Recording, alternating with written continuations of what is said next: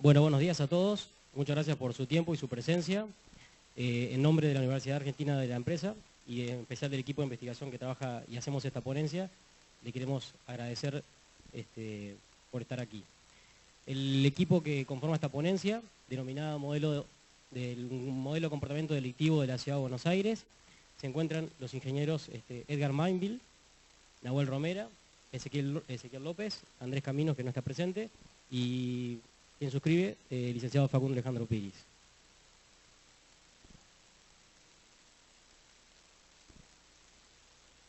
Bueno, nuestro modelo básicamente estudia explorar una problemática muy sensible y muy crítica, en particular a la sociedad de nuestro país, y entiendo que también al resto de los países de Latinoamérica, como es el comportamiento delictivo y sus efectos sobre la sociedad, en todos los plazos que nos podamos imaginar. Para contextualizar esta investigación, es importante comentarles lo siguiente. La Ciudad Autónoma de Buenos Aires, capital federal de la República Argentina, cuenta con una población aproximada casi de 3 millones de habitantes, pero a su vez está inmersa en un conglomerado poblacional que alcanza un total de 15 millones de habitantes, que conforma la mayor masa crítica de población de nuestro país. En consecuencia, la Ciudad de Buenos Aires y sus alrededores conforman también uno de los conglomerados populares más grandes del mundo. En consecuencia, tanta acumulación de personas naturalmente implica la existencia de la situación de la inseguridad y el delito. Bien, el problema que nos compete en el día de hoy es justamente el delito, ¿sí? Lo que denominamos en nuestro país casi coloquialmente sensación de inseguridad, que no es sensación, es real, dado que en la Ciudad de Buenos Aires se registran aproximadamente 221.000 delitos por año. Esto es una cifra bastante elevada para los estándares de nuestro país. En consecuencia, estamos desde el año 2002 hacia esta parte aproximadamente con un crecimiento del 1% anual en la presencia del delito. Bien, la acumulación de personas, una tasa creciente de ingreso, egreso de personas, de población estable en la Ciudad de Buenos Aires, implican y demandan obligatoriamente generar políticas que nos permitan administrar esta situación, este fenómeno social que estamos mencionando. Para hacerlo, ya en los países de América Latina se ha recurrido a muchas herramientas, ¿sí?, de corte tradicional. Nosotros proponemos adoptar un enfoque innovador para este tipo de cosas que tiene que ver con la dinámica de sistemas y lo que esta disciplina nos propone. En consecuencia, nuestra forma de abordar esta situación parte justamente sobre esta disciplina y este marco teórico. Hemos iniciado nuestro análisis justamente con un estudio del contexto y sus características. Esto tiene que ver con factores demográficos, sociológicos, psicológicos, de seguridad, económicos, que hacen al contexto en el cual se desarrolla el delito.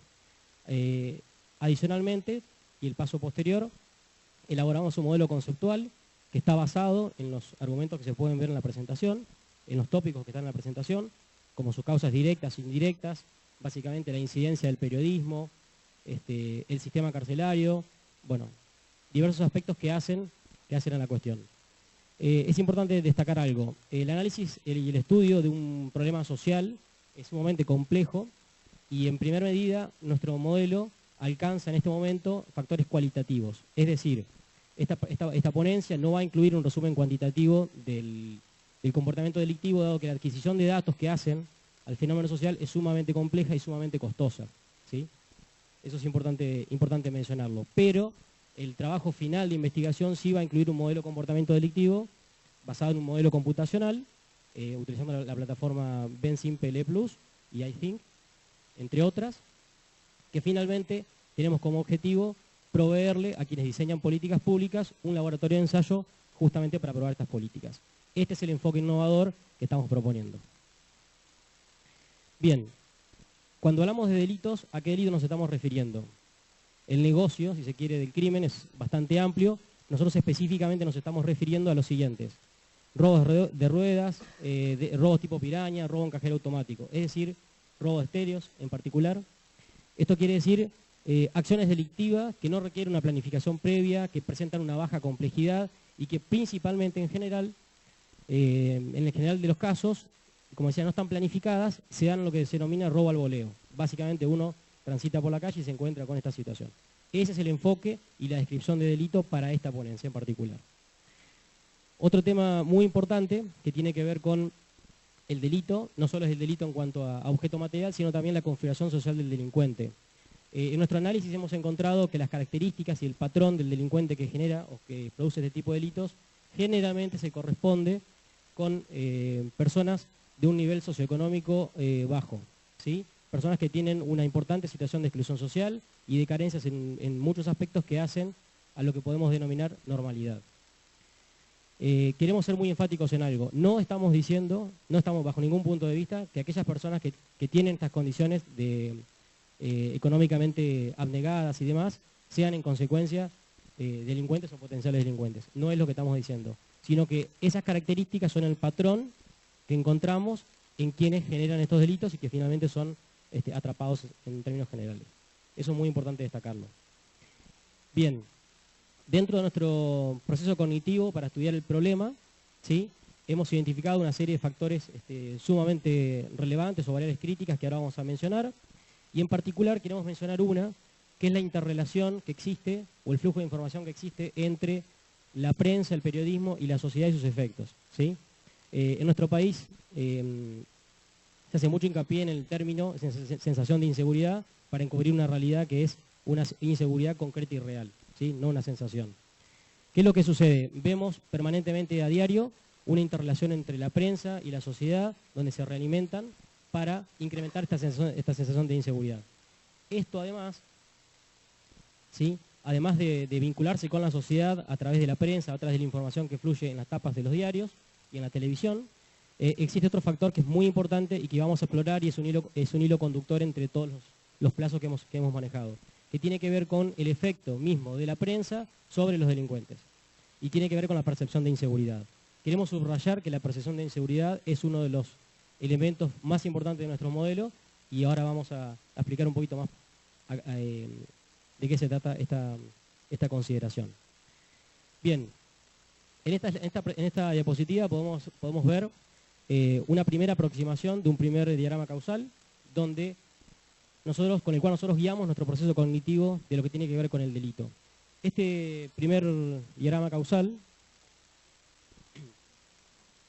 se enfoca el problema, el objeto de estudio es el robo de autopartes o estéreos, ¿sí?, de acuerdo a la descripción que dije previamente del delito. Encontramos que el robo, o sea, la comisión del delito, generalmente, o sea, directamente genera un damnificado, ¿sí?, produce un damnificado, y este damnificado va a alimentar un deseo de compra ilegal. Vamos a hacer la próxima.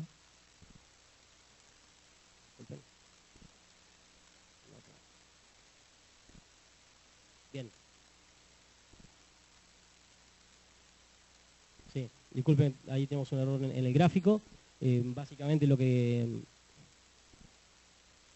queríamos mostrar es que aquí, a partir de la comisión del delito, la existencia de un damnificado, existe un círculo de realimentación positiva, un ciclo reforzador, por el cual, ante un robo, una persona damnificada desea recuperar su bien robado, y ese bien robado a su vez, ese bien que le robaron a su vez puede ser objeto de compra legal o de compra ilegal.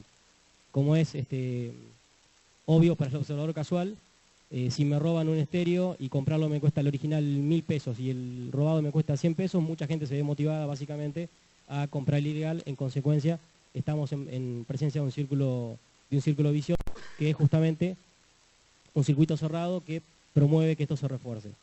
Les pido disculpas, pero aquí tenemos un problema con el gráfico.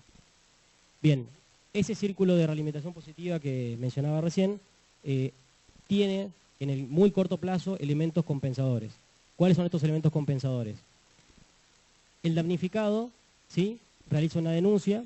Esta denuncia, o tiene una intención en realidad, estas denuncias se traducen en denuncias efectivas que luego computan en estadísticas. Las estadísticas públicas y oficiales operan sobre la presión periodística, sobre la prensa en particular, que a su vez opera con demora sobre la cúpula policial, lo que a su vez genera incorporación de policía.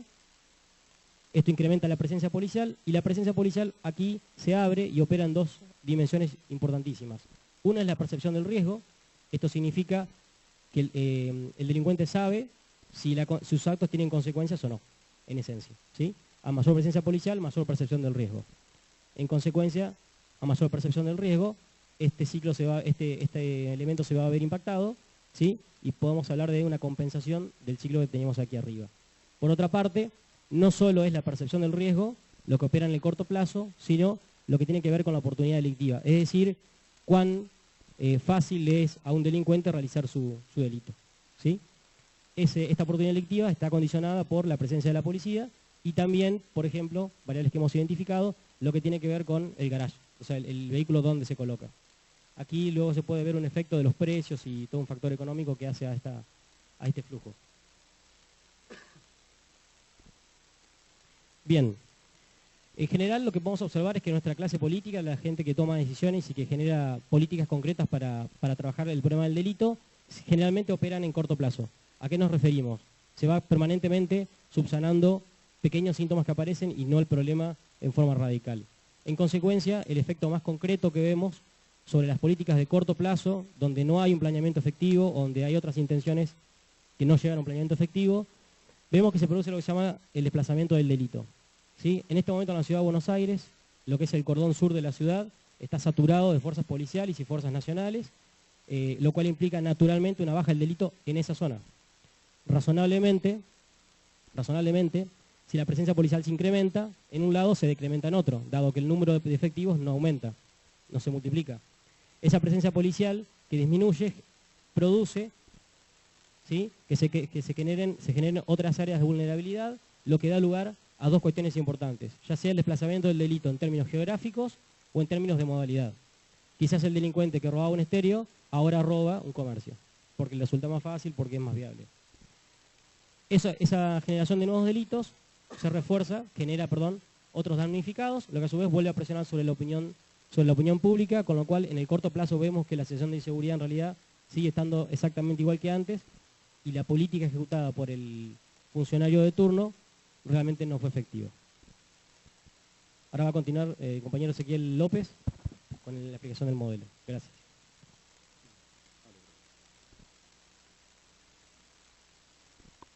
Bueno, una de las variables más importantes era la percepción del riesgo. Hablábamos de la percepción del riesgo como qué es lo que el ladrón o el delincuente puede percibir del costo que le puede llegar a llevar a cabo ese acto.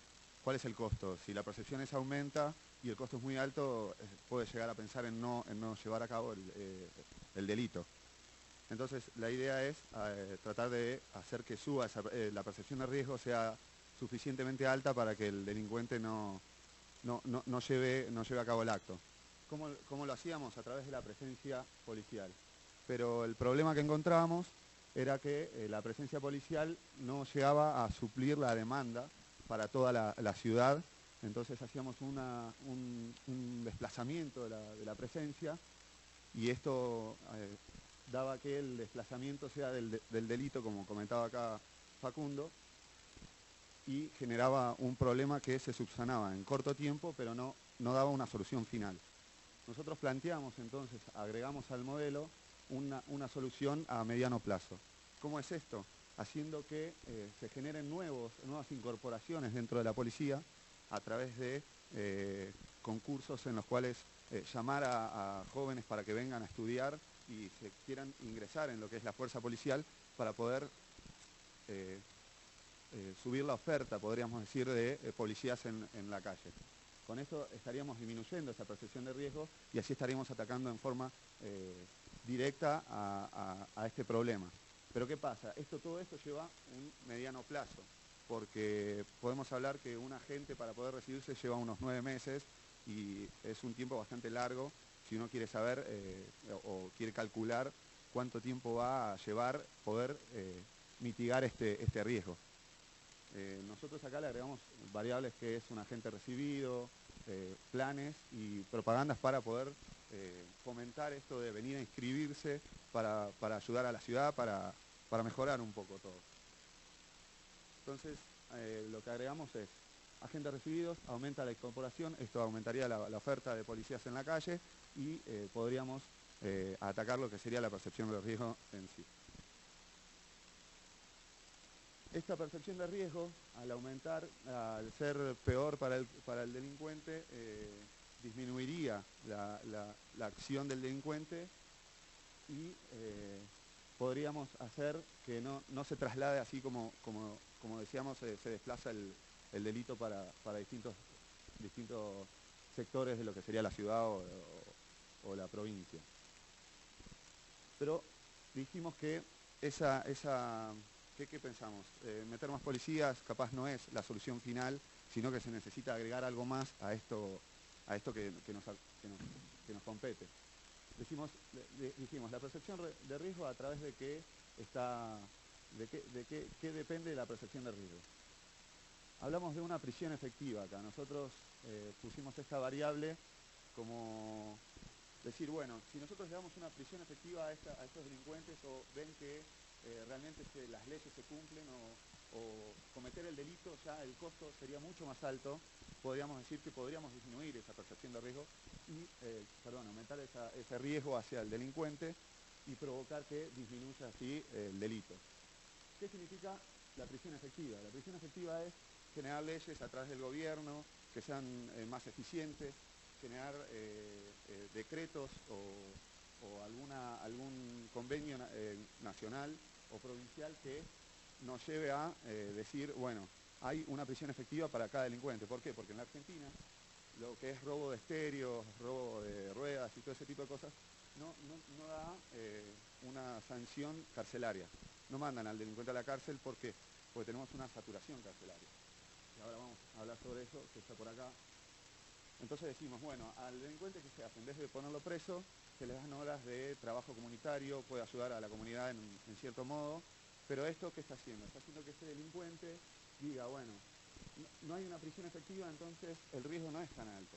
Entonces cuanto mucho después, ayudaré a pintar un colegio y listo. Yo lo que gano, lo necesito ahora. Si es una persona que consume drogas y quiere conseguir dinero fácil, dinero rápido, va, comete el delito, tiene las drogas, después hace las horas comunitarias, que capaz tampoco el sistema es muy rudo o muy fuerte y termina siendo un costo bastante bajo.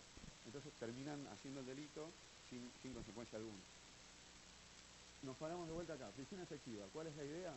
Hacer que sea realmente efectivo, hacer una cárcel que sea de menor seguridad, porque mezclar lo que sería un delito, un asesinato, asesinato masivo, o sea, cosas más complicadas o de más impacto social, podríamos hacer, no sé, lo que sería una construcción de una cárcel de menor seguridad.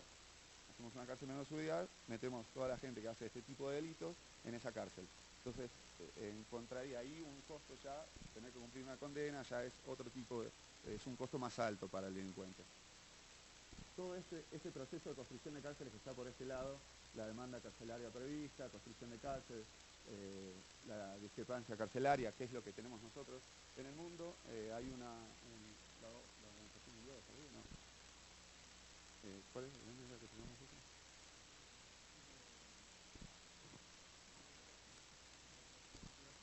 La Procuración General Argentina decretó que se necesita el 1% de la población debería estar presa o la capacidad carcelaria debería ser el 1% de la población. Nosotros tenemos 40 millones en Argentina y el 1% sería 400.000 personas. Nosotros en Argentina tenemos la capacidad carcelaria para 100.000 personas. Por tanto hay 300.000 que están quedando afuera. ¿Dónde las estamos metiendo? No sé. Por algo es que se están dando todo esto y de alguna forma siguen estando los delincuentes y salen, así como entran, salen. ¿Qué podemos decir? Bueno, la saturación de cárceles, ¿qué hace? Como no hay cárceles para meter a todos los delincuentes, salen decretos de reducción de pena. ¿Cómo es esto? En Argentina sale mucho lo que es el 2x1. Cada un año que cumple son 2 que cumple adentro, entonces el delincuente tiene la oportunidad de salir antes a la calle nuevamente. ¿Qué puede llegar a provocar esto? Nosotros lo que pusimos acá es, de acuerdo a un programa de reinserción, tampoco hay algo realmente concreto y sólido en esto, que es un programa de reinserción, darle un oficio o una educación o una desintoxicación, si es una persona que tiene problemas con la droga.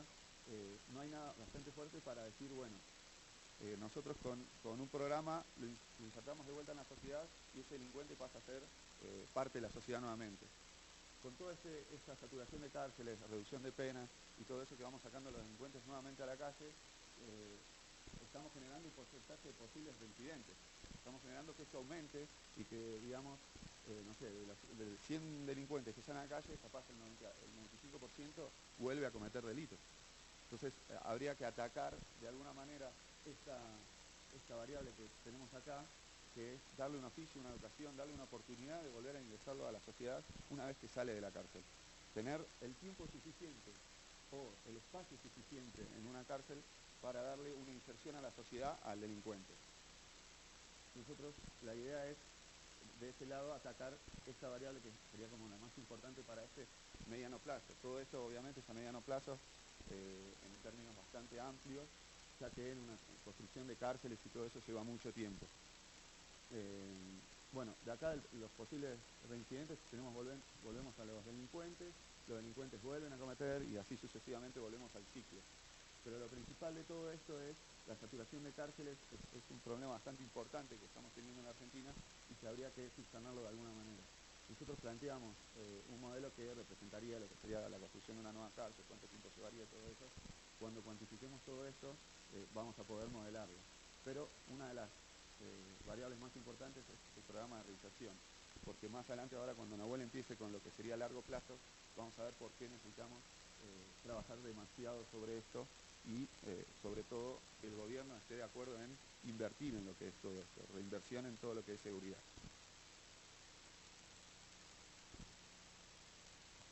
Bien, hasta ahora estuvimos viendo un poco lo que era la percepción del riesgo, la oportunidad delictiva y estuvimos viendo cómo combatir el delito, ¿verdad? A través de mayor presencia policial, presión periodística que le diga al gobierno dónde, cómo y cuándo actuar. Pero, no sé, Ezequiel mencionaba, por ejemplo, el sistema carcelario, cómo reforzarlo, cómo incrementarlo, cómo sacar del circuito al delincuente. Pero nos estamos olvidando de por qué el delincuente es delincuente, ¿sí? Porque, en definitiva, digamos, un delincuente entra al circuito carcelario, cuando sale vuelve a delinquir, algo está pasando en el circuito que no se está subsanando.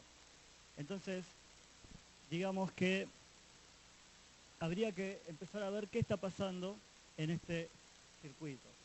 ¿Y por dónde lo empezamos nosotros? Por estas variables que nosotros podemos observar aquí. ¿Qué es oferta capitalista?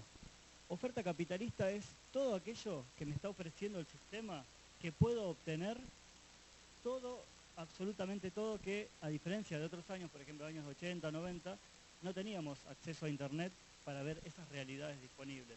Hoy día cualquier persona de mínimos recursos puede acceder y puede ver qué es lo que está ofreciendo el mercado y debido a la exclusión social y el ambiente donde vive no puede acceder a ello, ¿sí? Entonces aquí es donde uno dice, che, y si en vez de delinquir te pones a trabajar, hay un problema.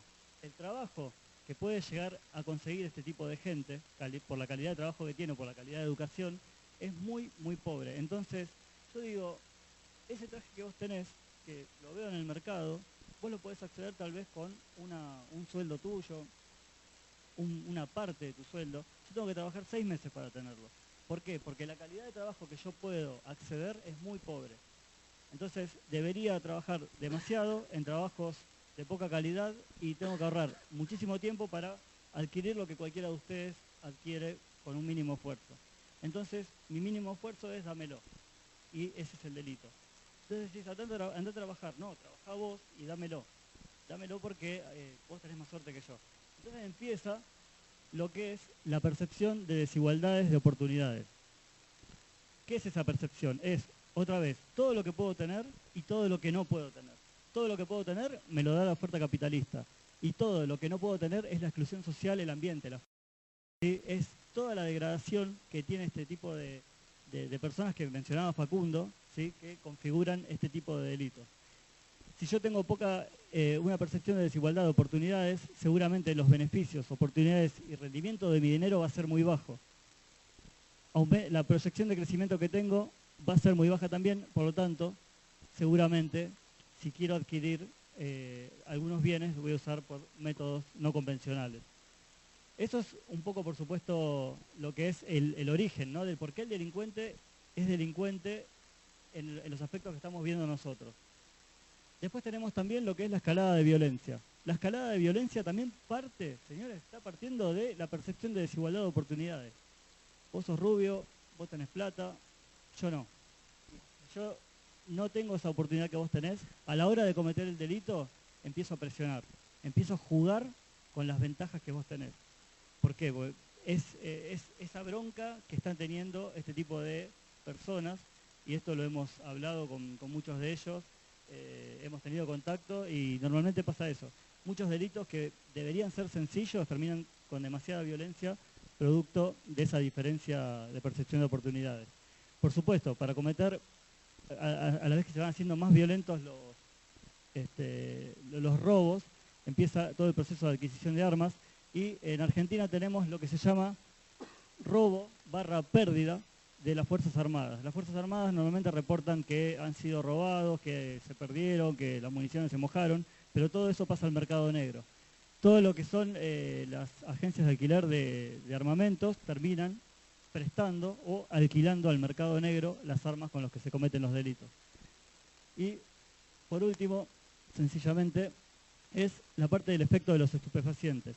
¿Por qué? Otra vez vuelvo a la percepción del riesgo. Si nosotros estamos pensando que no tengo un sistema carcelario fuerte, la presencia policial es baja, tengo el efecto de los narcóticos encima, poder de fuego en mis manos, la percepción del riesgo por supuesto es muy baja. Todo eso configura un caldo de cultivo que hace que esto sea incontrolable. Entonces, ahora uno dice, ¿por qué no atacar sobre el ambiente, la exclusión social? Porque esas son políticas de 20 años. ¿A quién le conviene? Si los gobiernos duran 4 y si hay reelección 8 años. No es negocio para los gobiernos. El negocio es atacar el problema que quema. Hay problemas, se pone, como decía Facundo, la presencia policial, se ataca sobre ese pequeño problema y cuando se desplaza, bueno, se atacará en algún momento posterior ese problema. Pero estar sobre, por ejemplo, con todo lo que es el tráfico de drogas, todo el tráfico de armas, como mostraba antes, o la calidad en educación, trabajo, requiere de políticas de 15, 20 años para tener resultados en 2 o 3 generaciones. Entonces, digamos, como esto no es negocio para nadie, es así como está Argentina y muchos países de Latinoamérica. Quería mostrarle un poquito lo que es el modelo en general para ir terminando.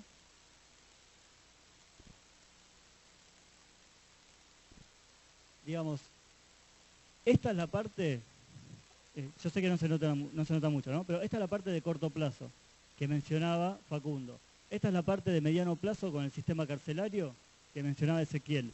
Y estas son todas las variables de impacto de largo plazo que está a disposición de cualquiera que le interese mirarlo, de cómo, digamos, los gobiernos deberían actuar sobre esta parte y sobre el corto plazo también.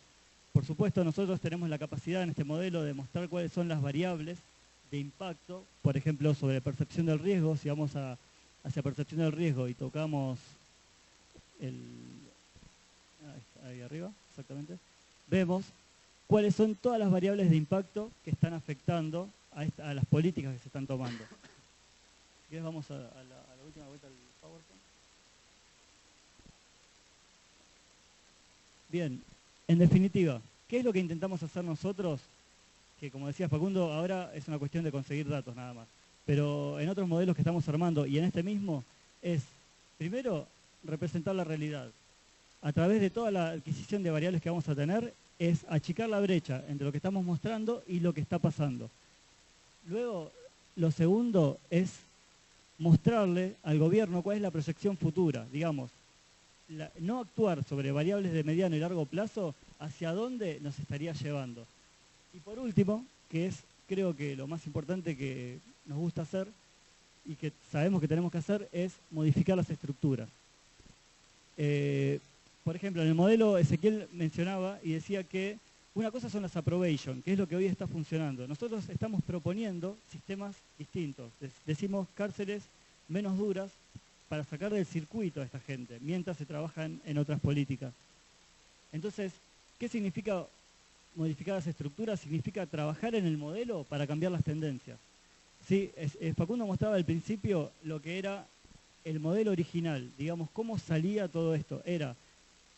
Partíamos del robo de autopartes, damnificados que elegían ante el precio del original versus el robado, elegimos el robado por la diferencia tremenda que hay. Y eso genera un circuito. Ahora, seguimos reconociendo las estructuras y vemos cómo entramos en competencia para achicar esa brecha, para que, digamos, actuaciones de gobierno hagan que esa oferta ilegal desaparezca y, digamos, el deseo de compra ilegal disminuya. Por supuesto también habría que actuar con propagandas políticas donde le mostramos a la gente de que comprar un estéreo robado es comprar, por ejemplo, un estéreo con sangre. Es alguien que pagó el precio muy alto para que él lo pueda tener a un precio bajo. Entonces, una cosa es trabajar sobre el modelo mostrando lo que pasa, luego mostrar la proyección futura de qué pasa si no se hace nada, y lo tercero es proponer soluciones. Acá estamos trabajando nosotros mientras adquirimos los datos. Así que bueno, esto es lo que le queríamos mostrar y por supuesto está todo a disposición de quien quiera ver el modelo completo y con todas las relaciones causales. Así que bueno, muchas gracias.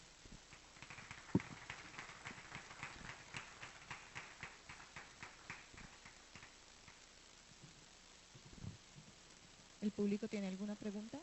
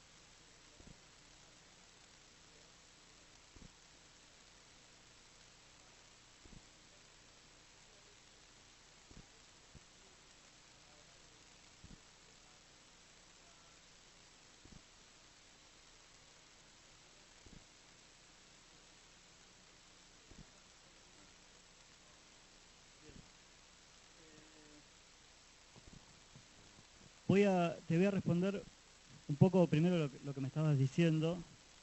Déjame un poquito del zoom.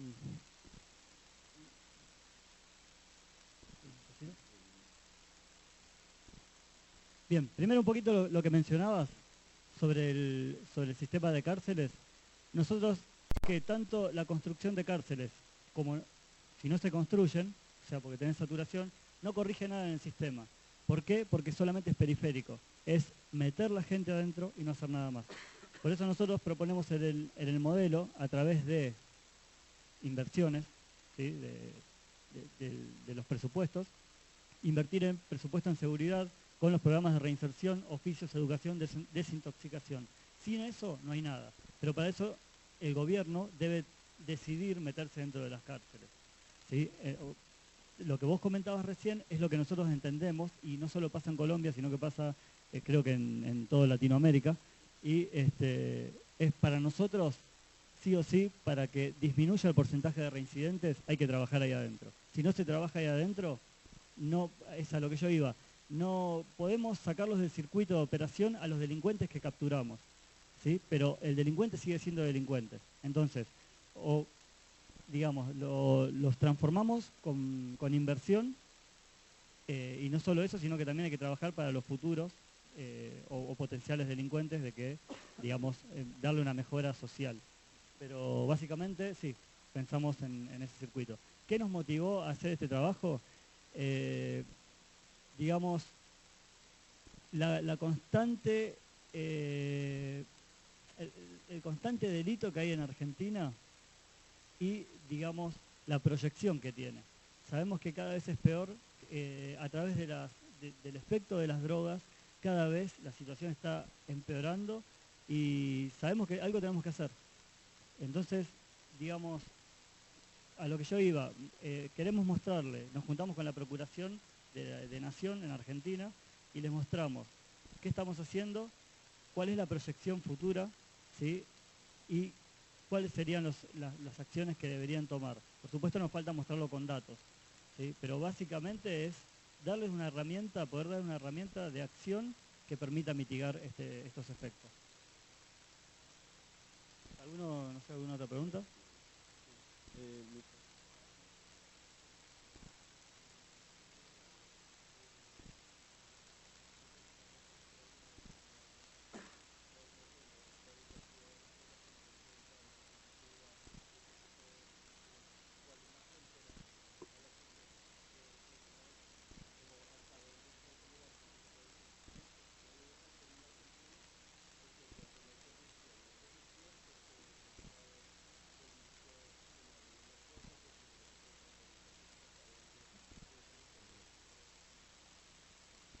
Bien, como verás, digamos, hay tres procesos: corto plazo, acciones de corto plazo, de mediano plazo y de largo plazo.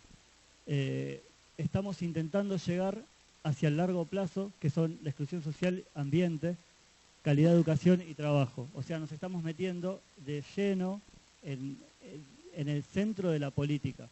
Les queremos mostrar a los políticos que tienen que armar un plan que va más allá de el periodo de acción que tengan ellos, que realmente deberían, como está haciendo por ejemplo Brasil con un montón de políticas sociales, que más allá del gobierno, sea de izquierda, derecha, centro, mantienen una línea para subsanar un montón de políticas o de problemas. Entonces lo que queremos hacer es, a través del modelo matemático, mostrarles a ellos que tienen que hacer planes más allá de su horizonte de acción. Entonces, la pregunta la respondería con: vamos a llegar todo lo que más podamos y nos permitan accionar. ¿Alguna otra pregunta? Bueno, muchas gracias por habernos escuchado.